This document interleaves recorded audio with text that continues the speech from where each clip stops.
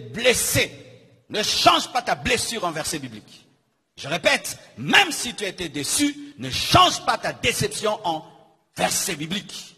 Continue à croire la parole jusqu'à ce que tu trouveras une personne qui peut habiter avec toi. Alléluia. Habillé. On nous dit souvent que si tu partages tes vêtements, quelqu'un peut amener tes vêtements dans le monde des ténèbres. Qui a déjà entendu ça? Et vous qui portez les tombolas, vous connaissez?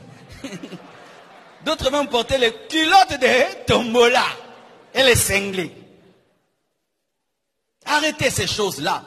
Si tu donnes dans l'amour, même si on amène ton vêtement dans le monde des ténèbres, cela ne te fera rien du tout.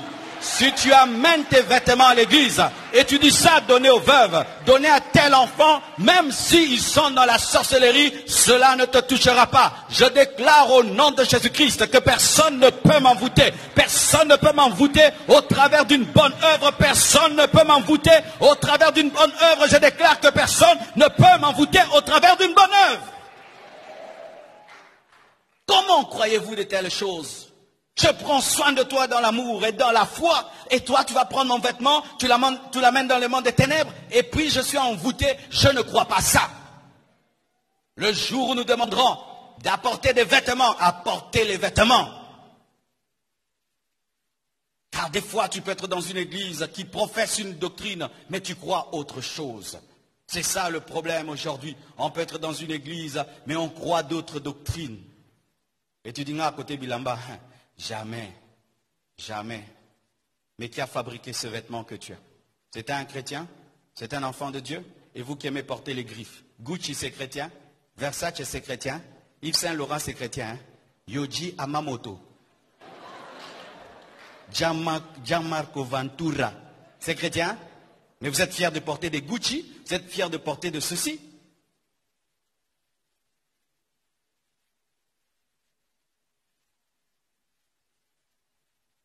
La Bible dit, la religion pure et sans tache devant Dieu notre Père consiste à visiter les orphelins et les veuves dans leur affliction et à se préserver des souillures du monde. Ce verset parle clairement du deuil. Voici une bonne œuvre encore, aller dans les deuils. Je remarque dans cette assemblée, ce sont toujours les mêmes visages que je vois dans les deuils. Les mêmes visages et les mêmes visages.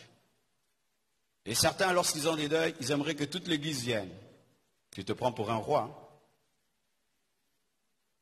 Quand tu réclames à toute l'église de venir dans ton deuil, tu dois te poser la question si toi tu as déjà été dans un seul deuil. Et certains même quittent l'église à cause de ça. J'avais un deuil, ils ne sont pas venus. Cette église aujourd'hui a 8000 membres. Et le 3/4, vous êtes des étudiants. Et maintenant, la moyenne d'âge, c'est 30 ans, 40 ans. Et quand on voit les statistiques et la longévité en Afrique, les parents, souvent, ils restent sur cette terre 70 ans, 80 maximum. N'est-ce pas? N'est-ce pas? Qui a quelqu'un qui a 90 ans dans sa famille? Au moins toi, que Dieu te bénisse. Mais la plupart d'entre nous, il n'y a pas des gens qui ont 90 ans. Alors ça fait que plus on grandit, on se retrouve un jour orphelin. Parce que certains, ils se plaignent d'être des orphelins. Mais à un certain âge, ça ne va que de soi, hein, n'est-ce pas? Même si nous aimons nos parents. Même si Dieu leur donnait 100 ans, mais un jour ils partiront. Alors je remarque, c'est toujours les mêmes frères, les mêmes sœurs, qui vont de deuil en deuil en deuil. Et certains, lorsqu'ils perdent leurs parents, et des fois on a 2, 3 deuils, ils veulent que toute l'église vienne. Quand tu es très exigeant, c'est déjà un signe que tu ne vis pas dans l'amour. Je vois même des gens qui sont fâchés contre moi, le pasteur n'est pas venu. Quand tu te fâches, mets-toi à ma place. Il prêche, il jeûne, il va visiter des malades, il doit faire ceci et cela. Et si même tu envoies quelqu'un, non, lui-même devait être là. Lui-même devait être là. Mais les mêmes aussi te disent, pasteur, tu dois te reposer. Mais quelqu'un qui est allé dans des deuils n'est jamais exigeant envers les autres parce qu'il sait c'est quoi aller dans un deuil.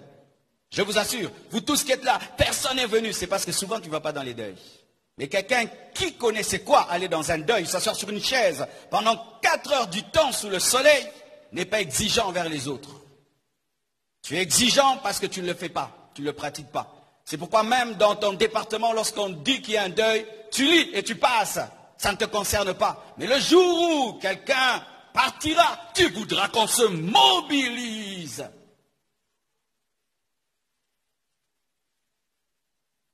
Allez dans les deuils des autres sans attendre rien en retour. N'attendez rien, n'attendez rien, n'attendez rien. Parce que souvent dans les deuils, nous avons maintenant une mémoire d'éléphant. Les gens sont là en train de regarder qui est venu et qui n'est pas venu. Ce n'est pas chrétien. Et on voit après un deuil, l'église se divise. Les gens se déchirent, même les familles, au Yakité. Même si la personne est malade, il faut qu'elle vienne. Et aujourd'hui au Congo, nous réclamons même à des personnes âgées d'aller dans des deuils alors que ces personnes sont fragiles. Ne réclamez pas aux gens, n'exigez pas ça. N'exigez pas. Quelqu'un peut venir ou ne pas venir. Il faut toujours penser, dire peut-être qu'il n'a pas eu la force, il n'a pas eu le temps. Mais si c'est pour toi l'occasion de recevoir de l'amour à tout prix, tu n'es pas chrétien. Les chrétiens ne quémandent pas l'amour et n'exigent pas d'être aimés. Mais toi tu exiges, tu dois être aimé, tu dois être soutenu, tu dois être visité. On ne m'a pas visité. Non, tu dois visiter. Mais tu ne dois pas exiger qu'on te visite. Le chrétien est exigeant envers lui-même, pas envers les autres. Je dois visiter, mais on n'est pas obligé de me visiter. Je dois aimer, mais on n'est pas obligé de m'aimer. Si tu es dans l'option on doit m'aimer, tu seras blessé. Tu seras blessé. Parce que des fois même, on peut vouloir t'aider, mais on t'oublie. Ah oui, on peut t'oublier. C'est seulement Dieu qui n'oublie pas. Ah, donnez-moi la main, hein. Ça c'est 40 jours pastoral. Je dois vous asseoir. Alléluia. Tu vas être blessé dans une grande église comme celle-ci. On peut t'oublier. On peut t'oublier. On peut t'oublier. On peut t'oublier. C'est pourquoi Sachet est très intelligent. Matassi comment. Parce que quand il y a la foule, il faut vraiment faire quelque chose. Et tu vas être blessé. Et tu reviens là. Pourquoi tu chantes plus?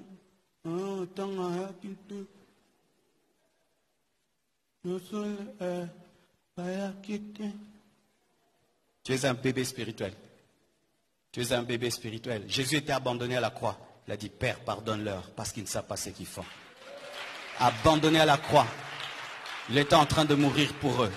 Lorsqu'on grandit dans la vie chrétienne, on ne cherche plus à recevoir. On ne cherche plus à recevoir de l'amour. On cherche à en donner. Et lorsque tu commences à en donner, tu deviens très compréhensif envers les autres. Parce que tu sais c'est quoi que d'aller à l'hôpital. Tu sais quand tu exiges à quelqu'un d'aller à l'hôpital, tu sais que tu lui exiges de mettre sa vie en jeu, n'est-ce pas? En ces temps-ci, vous savez ça?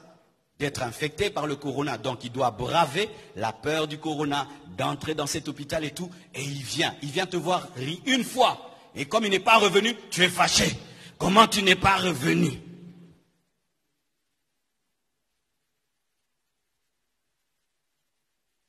Les hommes qui vivent dans l'amour respectent l'amour. Mais ceux qui ne vivent pas dans l'amour ne respectent pas l'amour. Et les personnes qui ne respectent pas l'amour exigent trop des autres. Trop des autres. Mais celui qui sait c'est quoi aimer, même un petit acte d'amour, même un SMS, que Dieu te fortifie. Merci, il a pensé à moi. Alléluia. Alléluia. Prenez soin des veuves, prenez soin des orphelins. La Bible dit, la religion pure et sans tache devant Dieu notre Père consiste à visiter les orphelins et les veuves dans leur affliction et à se préserver des souillures du monde. Que Dieu vous bénisse abondamment. Nous allons nous tenir debout.